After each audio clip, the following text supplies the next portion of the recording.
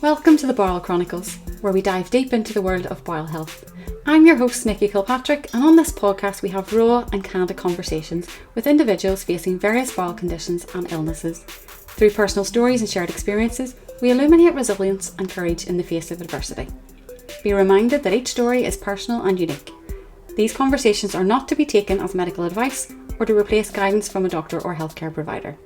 Our aim is to inspire and empower through these amazing stories, amplifying voices often unheard. So join us as we embark on this journey together.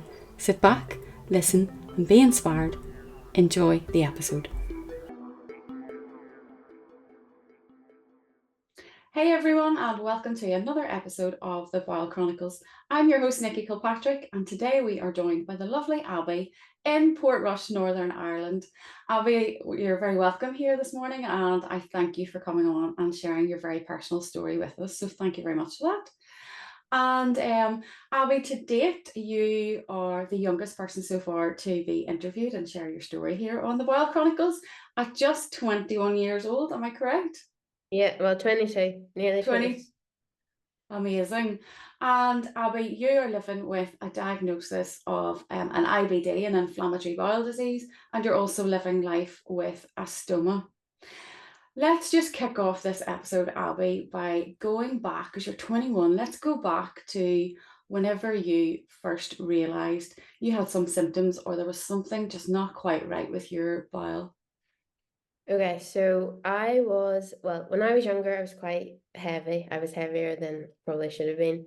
And so this was around 14. I had noticed that I didn't know what it was at the time. I thought it was maybe like an ingrown hair or whatever in like the top of my back passage. And your typical 14-year-old didn't mention it, was too embarrassed to speak about it. And then eventually it got so bad, it was oozing and everything. I said to mum and dad, and it was figured out then that it was a pyoneal sinus. So I got it removed, and I'd started to lose quite a lot of weight drastically, just like out of nowhere. And mum and dad were kind of a bit worried. Um, I had said, oh, it's just because of the surgery, everything like that. And then that operation, I had it in the March of 2016. And my wound got infected then afterwards. So I was put on quite a lot of heavy duty antibiotics. Mhm. And I noticed that I'd been going to the toilet a lot more. Um, at the time there was like a bug going about, and I had thought, like, I've just caught the bug. But this had persisted on. And then I put it down to, oh, it's just antibiotics. And then the weight just kept dropping off. Before, like, would need or get the urge to go to the toilet, I would have had really bad tummy cramps, and I didn't think anything of it because I didn't know anything. Um, Mum and dad then had thought I was taking laxatives because the weight had been dropping off so much, and typical 14-year-old, I didn't have a clue what laxatives were. Okay. So then things got really, really bad, um, in the July time, and I'd went to A&E. I couldn't do anything. I couldn't walk. I was just crunched over on the floor like in a ball. So mum and dad were kind of worried that it was maybe appendicitis. Mm. So I stayed in hospital. They had done all the tests for like appendicitis, no checked like my ovaries and stuff, maybe like a cyst, nothing. And they sent me home then and just said that they didn't actually know what it was, they just sent me home. And then 3 days later, same again, wasn't getting any better. Mum and dad brought me back in. And at that point they had asked, was there blood in my stool? And I hadn't really thought about it. Like I didn't look at my still, so I didn't know. Yes. And then I looked at it then in the hospital, and I was like, yeah, there's blood. So they took me down for a camera test. It was And horrific. this camera test, was that an endoscopy through the throat or was that a No, no, that colonoscopy through the back passage? colonoscopy through the back passage. Okay. Um, so they gave me like an enema beforehand, to like clear the bile out, Mhm. and it was horrific. Like I just remember hyperventilating on the toilet because I didn't know what was going to happen. Um, And you were so I got still around 14, is that yeah. right? Mhm. So I turned 15 at this point. So then done the camera, came back, and the consultant came back and said that I had ulcerative colitis. And they took biopsies and everything, but they said that it was only in my rectum area, so they called it quite early. Okay. So we started on like enemas and tablets for that and sent home. And I was going on holiday actually with my friend, like 3 weeks later, and I was like, am I going to get in this holiday or not? But they Mm. said no, and I went on the holiday, and didn't I end up in a Spanish hospital twice? No. So it was horrific. Like they just couldn't speak. Now, can't fault the hospital. The hospital was amazing. Like it was so high tech, like Mhm. computers everywhere. There was no notes, but it was just the language barrier. I was trying to explain stuff, and it was horrific. Okay, and were you able to explain to them or try and, explain, Yeah. okay, I have an IBD, I have ulcerative colitis. Did So you get that across? we used the Google Translate. Good old Google, it works You wonders, doesn't know, it? so we used it, and I think it just got to a point I was so dehydrated because of the heat and going to the toilet so much, and I wasn't eating, that they just gave me fluids then, and thankfully I was going home in like the next 2 days, so it was a quick fix. Poor girl ruined your holiday. You know, So let's just backtrack and pull this apart a little bit, Abby. You find this what looks like an ingrown hair. I mean, yeah, is that's what it looks like at the top of your back passage? yeah. And how did that come about? Like, were you wiping yourself and noticed something feels wrong, that feels different? You know, like So I, what's going through your head as a 14-year-old girl? What is wrong with my body? How do I explain this? I know that's embarrassing to mm, kind of, bring to the attention of your parents. so it was, I was wiping one day and I'd noticed that there was like mucus. Okay, yeah. And I was like, where is this coming from? And then I had like was in the shower or something, and I had felt, and I was like, there's like a lump here, Hmm. and it's like all sticky. So I hid this for ages and ages, and then I was like, how do I tell my mom and dad this? Like they're gonna think, what has she been doing? Has she been doing something or Hmm. that? So eventually I had said to mum, because mum was doing my washing at one point, and there was like mucus on my, like the Underwear. back of my underwear, and she was like, are you on your period? And I was like, no. So then eventually I had to tell her, and she was kind of like, don't be embarrassed by stuff like that, like Hmm. we'll get you to the doctor.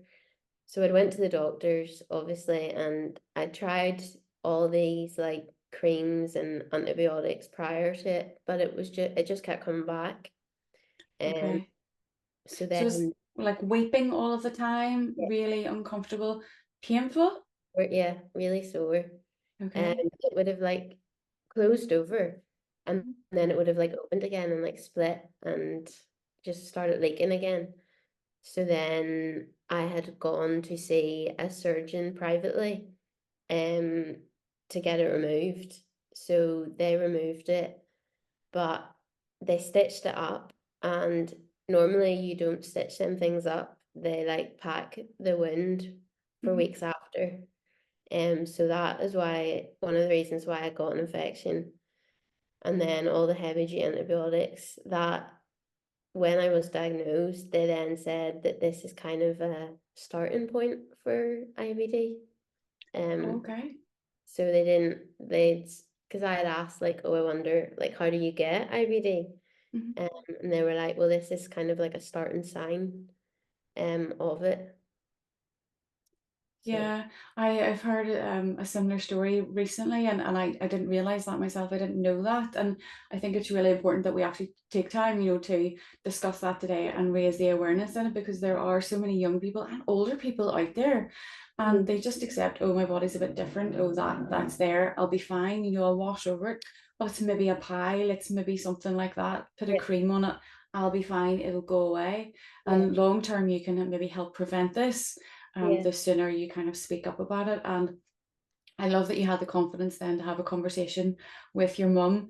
It would Mm, pain me to know that my girls weren't able to come to me, and say, yeah, "Look, mum, this is weird. I found this." You can always go to someone who loves you. It's a safe space, and you can chat that through. And I would say that to our listeners today. If yeah, you have anything at all going on, speak to someone who you trust, and you know your parents just love you, and family will be there for you and help you navigate through it. So you had your surgery. You are then diagnosed with IBD. How, like at 14, 15 years of age, Abby, and you go away on holiday, what was mm, life like for you in school dealing with that? Knowing that this mm. spinous, is that what you referred to it as? Oh, Whenever oh my goodness, sinus. Yeah, the sinus. sinus. What was that like, knowing that you're in school, and this is weeping, it's passing mucus, and you have no control over it. What was that like as a young lady?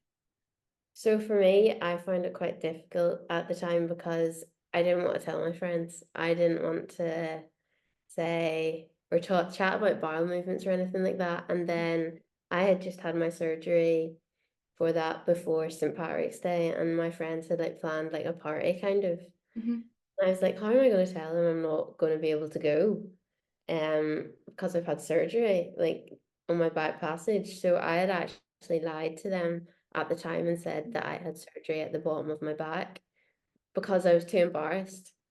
And then like I obviously with the diagnosis of colitis and going to school, my first worry was, how am I going to tell my friends that I have a condition to do with like bowel movements?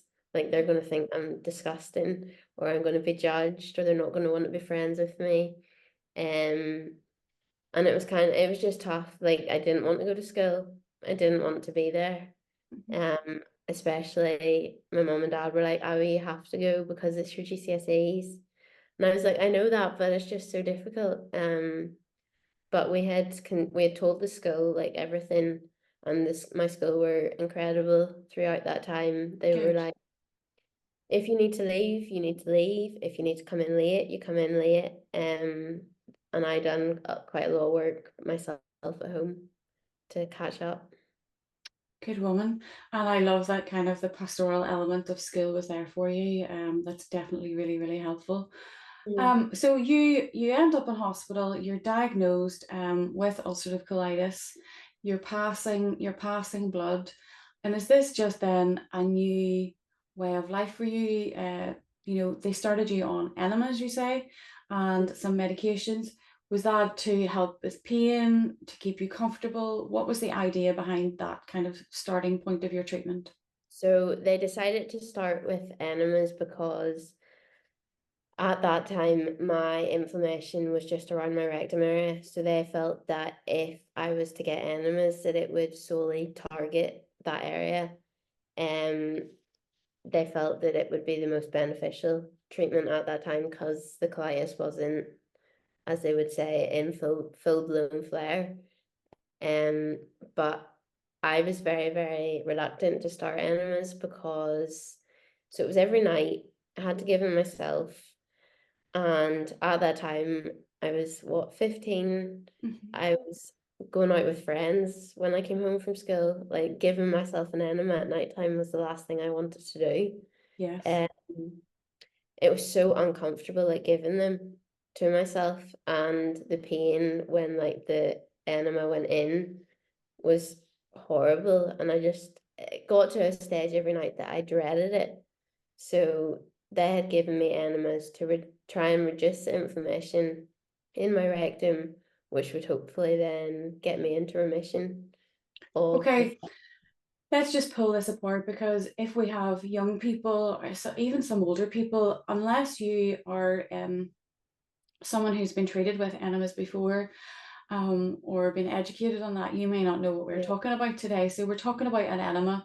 Um, I'll just explain my little bit yeah, of enemas and my history with an enema, because you could be using a completely different type of enema and it may look different to mine. So when I used an enema, it was in a little bottle. Yeah. and then it had a long nozzle on the top, Yeah. and you kind of lay on your side in the fetal position, and the nozzle was inserted into the rectum, and then the bottle was squeezed. Now, I know as a grown-up woman, like in her 40s, that is Mhm. really difficult to do, squeezing those muscles, and those bottles are so heavy and Yeah. thick with plastic.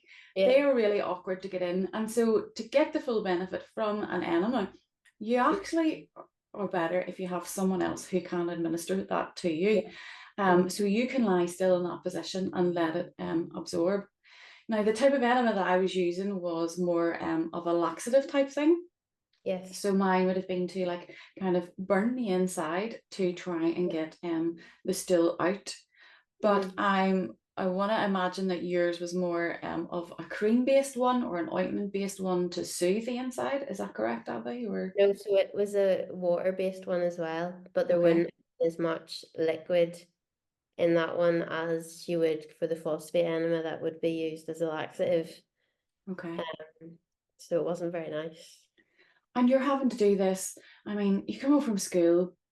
Mm. I want to imagine you're the studious person getting your homework done and then off being a Yeah. social butterfly with your friends. Yeah. But still in your head, you have this idea of I have to go home and I have to go through this process. Now, this is every day in life.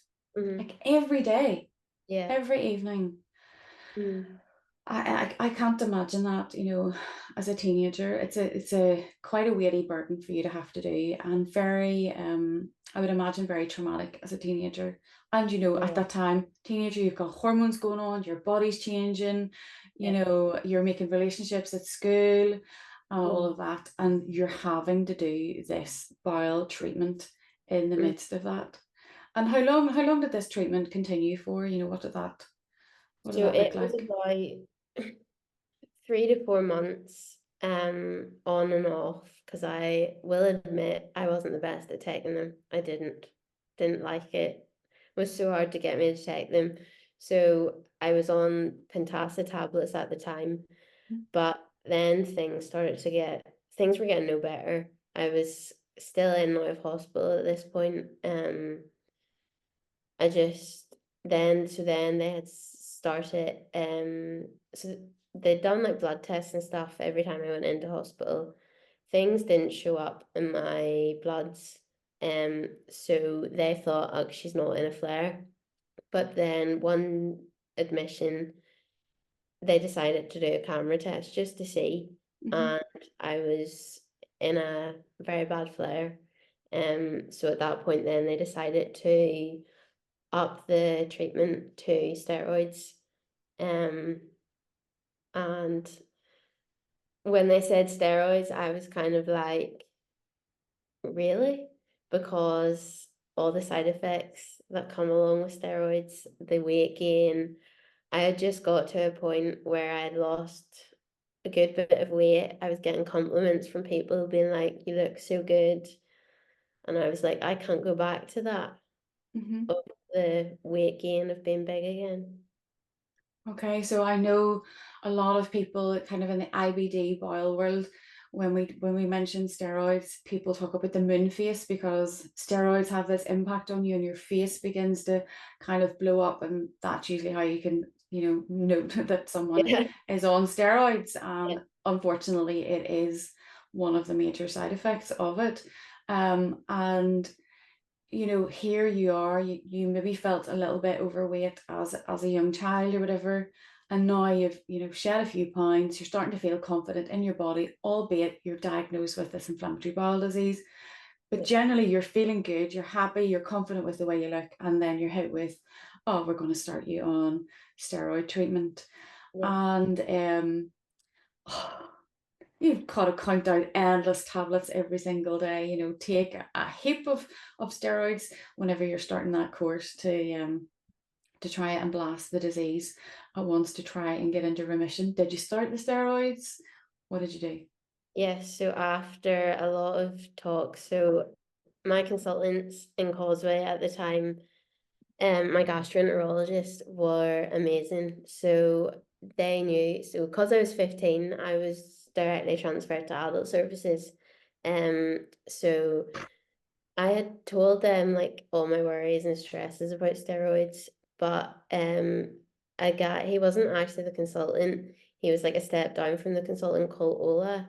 Um, I grew quite close with him, like good relationship wise, and he sat by my bedside for an hour, and spoke to me about why I need this, to put everything into words that I understood, Mm-hmm. um, and like listed the consequences of not taking them. And I was kind of like, right, I need to take them. So I took them. And I was like, it's only going to be a short term time. Like, if I do get moon face, it'll go away. Mm-hmm. So yeah, I started them. And did they work for you? So they worked for a while. Then I'd gone off when I went off them, then within like a month, I was flaring up again. Um, so then the following summer, so that would have been 2017, I was really, really bad again after numerous courses of steroids. They brought me in for a camera test, and they found out then that my colitis had spread around my whole bowel called pancolitis. Um, so I was kind of like, right, okay. I knew something wasn't right because I was missing so much skill. Um, just things weren't good. And then they decided then that they were going to up my treatment again to immunosuppressants, but it was to figure out which one to go on. So Okay. then I didn't have a clue. I didn't have a clue what any of these things were. Mm-hmm. So they started me on azathioprine, which is a tablet based, and that didn't agree with me. So I was on it for 2 weeks, and I was getting really, really bad side effects. I was vomiting, was really bad tummy pains, like constantly sleeping, just had no life, couldn't leave the house. So they decided then to take me off it and was started on Humira. So I injected myself. Yeah. Um, but after 2 injections, I came up in a rash, and was taken into hospital again. And they decided that I was taking like a mild allergic reaction to it. So that stopped. It didn't work anyway, but obviously I don't think I had enough time on it Mm-hmm. to see if it had worked. So then they started infliximab, which is another infusion, Mm-hmm. where I went into hospital every 6 weeks and got it. Um, was it 3 infusions later? I reacted to it. Another rash, vomiting again. So then at this point they were kind of running out of options. And at that point they had thought my colitis was under control. But because I was so like on and off treatments, they had kept me on steroids this whole time. Mm-hmm. Um, and lo and behold, I didn't even get moon face on steroids. I didn't gain weight.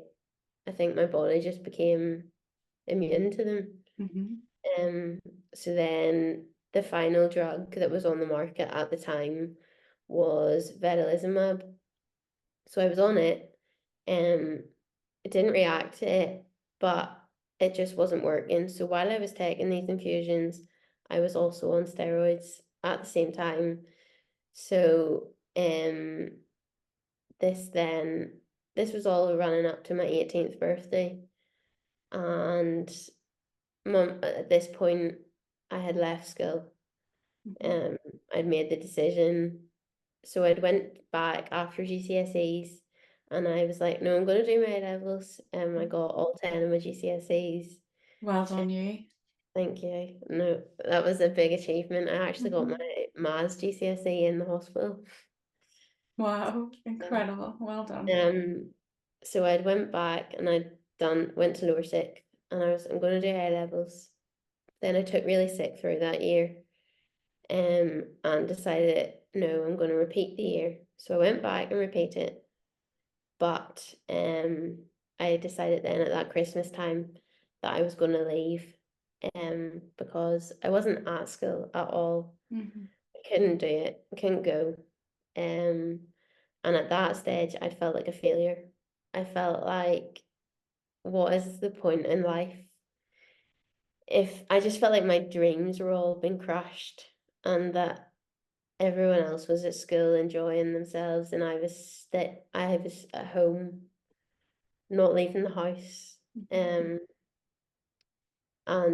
just didn't have the energy to do anything.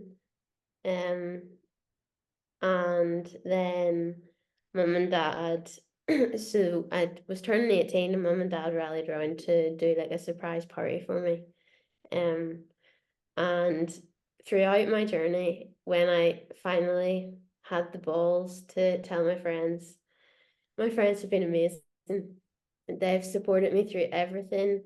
If I had to cancel plans, that was completely fine.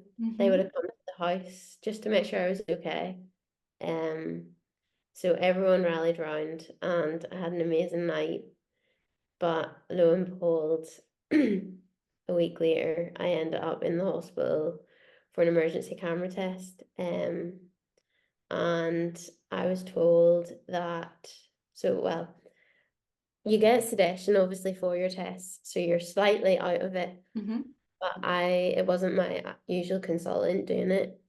It was someone else. And one thing I remember from that camera test was the consultant doing the test being like, can you please go and get Abby's consultant down here ASAP? And that's never happened before, so I was kind of like, okay, something's wrong. But that was all I remembered from it. And then coming out after sedation, I was told that the drugs aren't working, that my bowel was in really bad shape, and that I was told I would need a stoma, but it would be planned surgery, and they wanted to keep me in, but the hospital was so busy that there was no beds, so they sent me home, and over the weekend got progressively worse, and on the Monday, Dad took me to A&E, and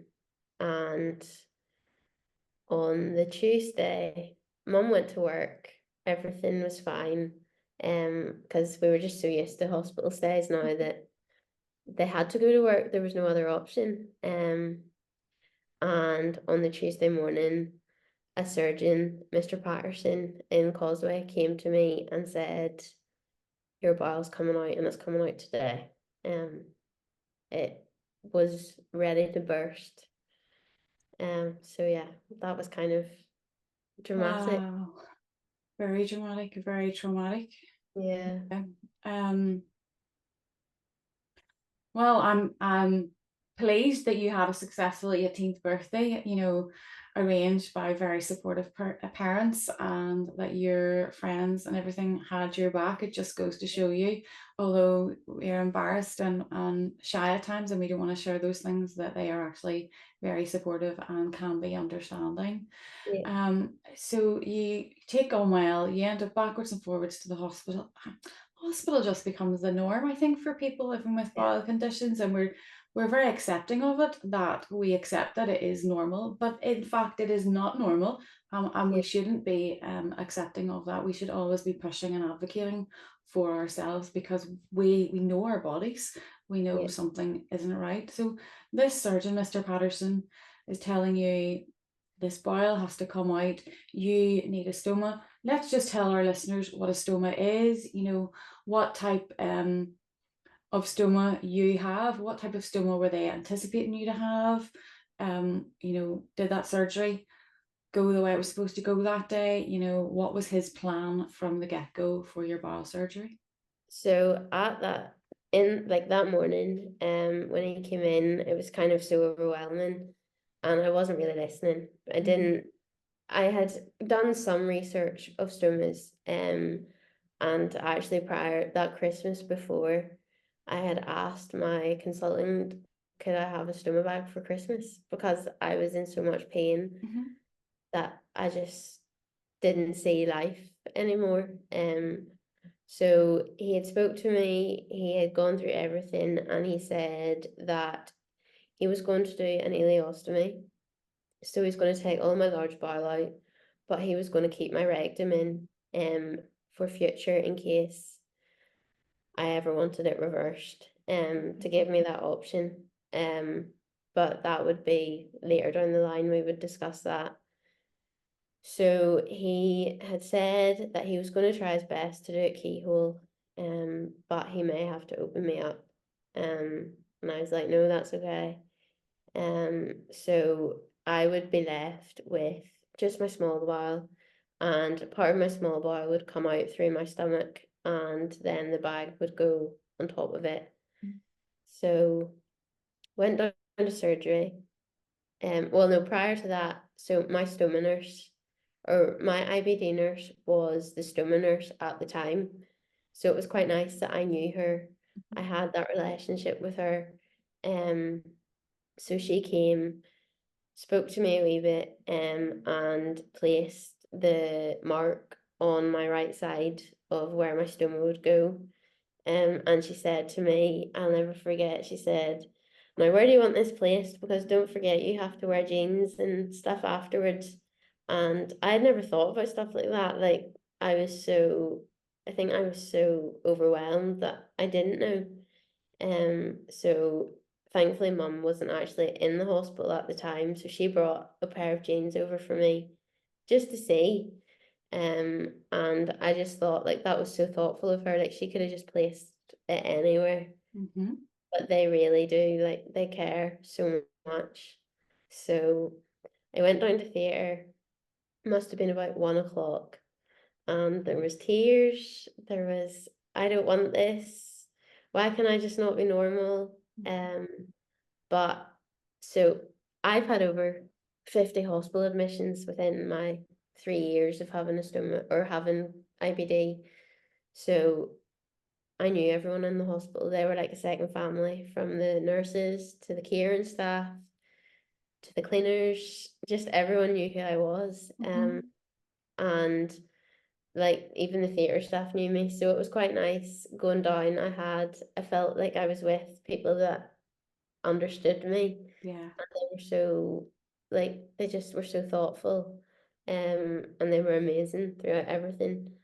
So I was put to sleep, and mum and dad were told that the surgery would last 2 hours. Got to 3.5 hours, and I still wasn't out, and they started to panic then. So eventually, around 4 hours, the surgeon came out, and said, sorry for taking so long, but my bowel actually burst when he went in. So they had to clean up and everything. And he done the surgery keyhole. He said I wanted to take my time, do a keyhole so that I didn't have a big scar. And he was able to do it all keyhole. So if you were to look at my stomach, you wouldn't know I had an operation, just only because of the bag. And yeah, I just Wow. remember waking up that night. I was just so out of it that I don't really remember anything. That's incredible. And wow, what a fabulous surgeon to work in such difficult circumstances to perform it all by keyhole. I know the graphic detail they go into beforehand, and I think in those moments of overwhelm, we don't take all the information in. And I think there gets to a stage where you say, oh, I didn't know that, or nobody told me that.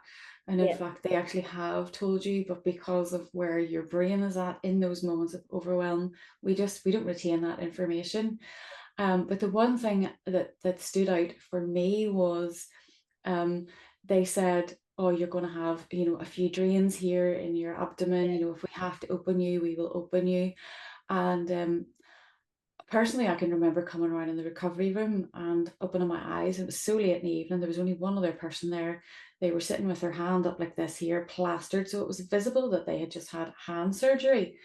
yeah, And I heard one nurse doing a handover to another nurse. And I heard them say, no, no, no, she just has her stoma. And I thought that they're not talking about that woman because that other woman has had hand surgery. Yeah. They're talking about me. What do you mean I have no wounds, only my stoma? And in Yeah. that moment, drugged up, fentanyl, morphine, I, had thought I'll not be able to look at this straight away because you're a little bit anxious and it takes time. Straight up, I had the sheets up looking to see what was going on. I couldn't believe there were no drains, there were Uh, no incisions. I yeah. too only had my stoma. Yeah. And as soon as I seen the surgeon, I was like, "You worked a miracle! Like, Yeah. Uh-huh. how can this be?" And Yeah. they're absolute geniuses in their field. Their expertise is second to none. And so here you are with Mhm. your major bowel surgery, a perforated bowel at that when they go in there. Yeah. And, they were thinking of you the entire time, we're going to do this so that Yeah. you are not dealing with all of these wounds on top of it. Mhm. It just blows me away. And, Yeah. you made a point there also about the stoma nurses and the sighting of where your stoma would be. And Mhm. and what we mean by that for the listeners is they basically come at you with a permanent marker Yeah. and they draw this little circle on your abdomen. They draw several Yeah. to work it out. Now, I've heard a few stories recently that not all stoma nurses do that. They Yeah. just mark you with a sighting, but they don't ask you about what type of underwear you wear. They don't ask you, do you wear high-waisted, low-waisted items? Do you wear a bikini? Do you wear a swimsuit? Does this work for you? How about we attach a bag to this sighting? Yeah. Stand up, sit down. Does that feel comfortable? And the service and the relationship that you've had with your stoma nurses was fantastic. I Mhm. highly rate my own Yeah. because they walked me through and made that process a lot easier. Now, Mhm. effectively, it was kind of like elective surgery. You almost knew you were having it and it was organized and it was imminent, the same as myself. But for those who are emergency, Mhm. they don't get to kind of talk that through and you know decide effectively where Yeah. their marking and their sighting of their stoma is going to be. So that's one of the advantages that we have had. So you come round, all the drugs, all the pain relief. What does it feel like? I mean, is there an instant change, pain wise? You know, needing Mhm. to go to the toilet all of the time. You've now got the stoma. How did you react? Did you adapt to the stoma bag? What was your thoughts, feelings on seeing it, and all of that? So when I woke up, like when I came around, I was kind of like, whoa, I'm in no pain. Um, I had a drain. I had one drain, and I was kind of sore. But I was like, this feels incredible. Like I don't have the colitis pain. Hmm. But I looked down at the bag and my first instinct was, or my first thought was, how am I going to live the rest of my life with a bag attached to my stomach? I just didn't know how to feel. Hmm. Um, and I was kind of I was emotional. I was like, people are really going to judge me now. They're going to think I'm dirty. Um, just like such negative feelings. And then like my mum and dad were incredible. They were kind of like, Abby, that bag and your stoma is the reason you're still alive. Hmm. And then it kind of hit me that, yeah, that's actually true. Like, I'm going to be living a life with no pain, or no colitis pain. Um, and like, I just remember waking up and thinking, how am I not sore? Like, it felt weird not Hmm. being sore because sore was just the norm for me. Um, and it was kind of like, I can eat whatever, like I can eat foods now that I couldn't have ate before. Hmm. Um, and then at that time there was a lady across from me in a bed who had she had just got stoma, and she was in her 70s, and I had seen how well she handled things, and I was like, that could be me if I get the correct mindset. And she helped me so much throughout like my journey. Just seeing her was incredible. Like just taking it at her ease, just doing it as it comes. But so I was on quite a high after my operation then, for about 3 days. Um, at the time, so they had soon figured out that my body had become independent or reliant on steroids. So they were trying to wean me off steroids at the time. So that was probably why I was on a high. Mhm. Um, and then day 5 of my surgery, I had been eating pretty well, like soft diet, and I had been craving McDonald's thick check, um, because I hadn't ate McDonald's in 3 years, and I was like, I want this. So my consultant said to my dad, I've prescribed the thick shake for Abby. So dad went and got it. That was fine, drank it. However, that night I took really, really bad pains in my tummy. Everything started to like kind of stop working. I had no output, no nothing. Mum and dad had gone home to sleep because they didn't stay anymore. I was just so used to being in the hospital by myself. But 3 o'clock in the morning, dad got a phone call to say that I was in terrible pain and that I was going for scans and stuff. Um, so I went for a scan and they found out that I had an alias.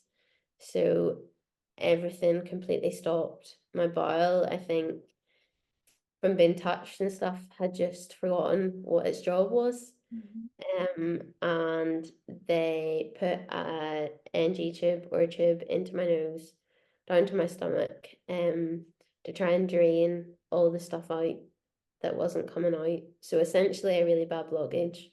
Mhm. Um, and I was nailed by mouth then for however long it took to start working again. So it was on to day 4 of nothing working. I was so weak. I couldn't open my eyes. I was sleeping all the time. Mum and dad were really, really worried about me. Family were obviously coming to see me and been like, she doesn't look very well. She doesn't look like she's going to make it. Mhm. Um, and my consultant was starting to get really concerned about me.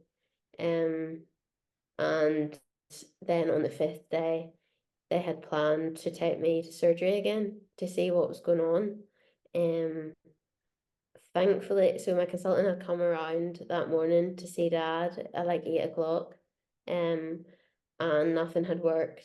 So he was like, "Yep, we're gonna go to surgery today."